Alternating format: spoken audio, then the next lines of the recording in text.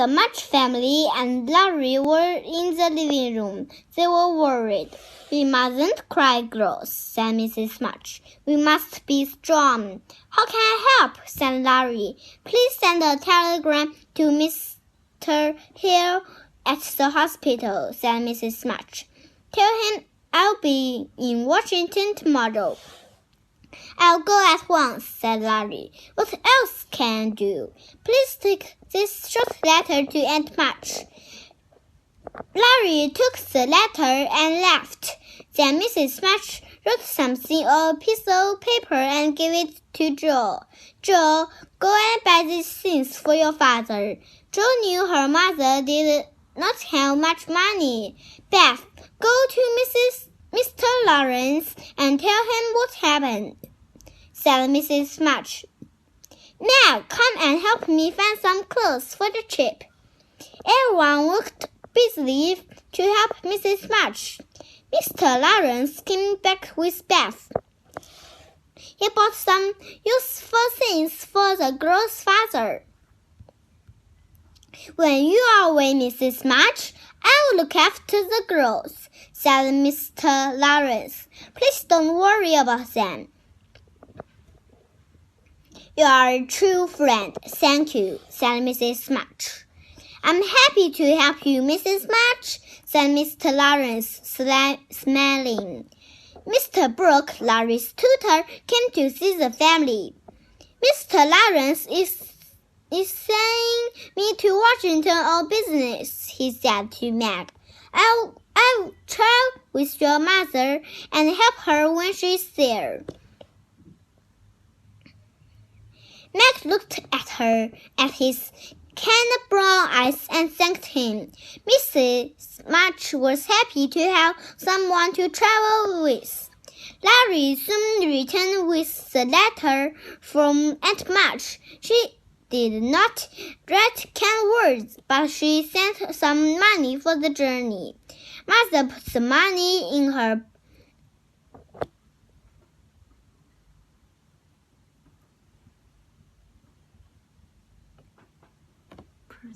purse and quickly threw the letter in the fire. When Joe finally came home, she put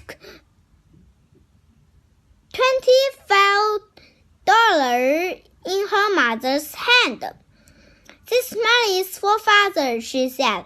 "Bring him home soon." Everyone looked at her and surprised,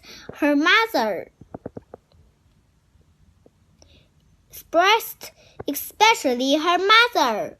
"Where did you get this money, Joe?" asked Mrs. March. "I sold my hair," she cried. She took off her hat, and everyone was amazed. "You cut your hair," they cried. "Your beautiful hair." "Yes," said Joe. "I'm happy I can help father." She looked at her mother's eyes and knew she did the right thing. Then she looked at her sisters and said, "I always want nice short hair." After breakfast the next morning, Mrs. March said, "Girls, promise me you'll be good. Listen to Hannah and work hard." "We promise, Mother," they said. Mr. Brooke arrived with the carriage, and he and Mrs. March left for Washington. The girls were sad, but kept their promise. Joe and Meg went to work, and Beth and Amy stayed at home and helped Hannah. After a few days, they received a letter from their mother. They were happy because the letter had some good news. Mr. Brooke wrote every day, and his letters were also important to the girls. Every day, Mr. March was slowly getting better. The girls tried to be good and work hard, but after a week, they were tired of this. Meg, Joe, and Amy forgot to do things in the house, so Beth did them. She always tried to help everyone. She She also went to see the Hamel family every day. One afternoon, Beth asked, Meg, can you go and see the Hamel family? I'm too tired, Beth, said Meg. Can you go, Joe? Asked Beth. But it's raining very hard outside, and I have a terrible cold, said Joe. Why did you go, Beth? Asked Meg. I go every day, but the baby is ill, and I don't know what to do, said Beth. You or Hannah can help him more. Ask Hannah for some medicine and take it to the baby, said Joe. Amy will be home soon, said Meg. She can go. Yes, wait for Amy, said Joe. Beth sat down and waited for Amy, but she did not come. An hour later, Beth went to the kitchen. Hannah was sleeping by the fire. Beth did not feel well, but she decided to go to the Hamels anyway. She prepared a basket with some good things to eat and left the house. When she returned, she went upstairs to her mother's room. She sat on the bed, and Joe found her there.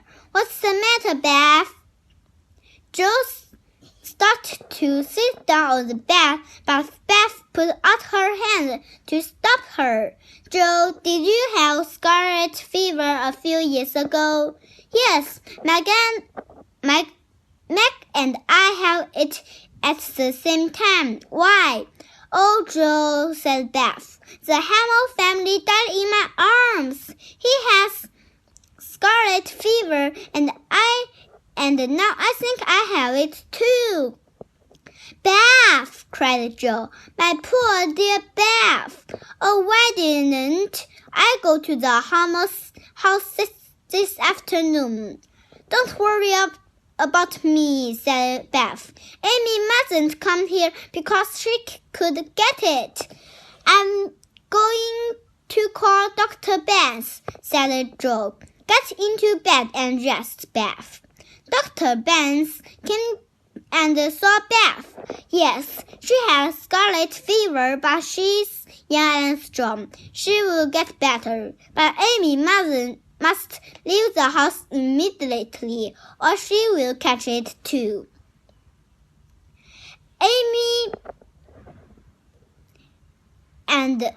Amy can go and stay with Aunt March, said Hannah. But Amy did not want to go. I don't like Aunt March, said Amy. She's boring and unfriendly. I'm staying here. Oh, Amy, said Joe. Don't be silly. You can stay with Aunt March for a week or two.